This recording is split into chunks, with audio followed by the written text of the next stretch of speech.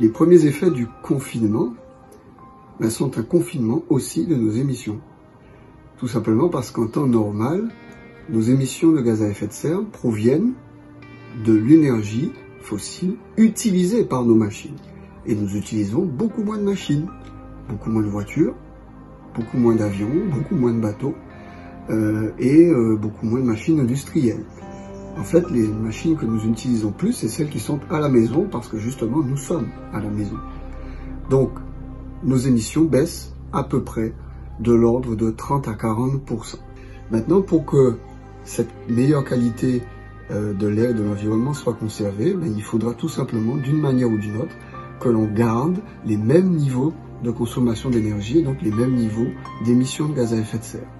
Alors, ça va se passer essentiellement en dépensant moins et en particulier en gaspillant moins. Donc, dans les transports, ça veut dire se déplacer moins, probablement, se déplacer autrement, avec d'autres moyens de transport. À la maison, ça veut dire, par exemple, manger local, privilégier les circuits courts. Ça voudra dire aussi acheter moins souvent, donc garder nos appareils plus souvent, les réparer plutôt que de les changer. Donc, il y a un risque, effectivement, que les consommations domestiques augmentent.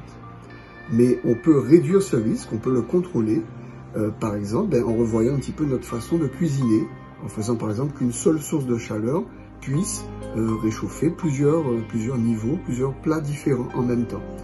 Par exemple, si nous utilisons Internet, eh bien nous pouvons réduire notre consommation d'énergie globale et les émissions liées à notre activité en, par exemple, privilégiant les vidéos basse définition.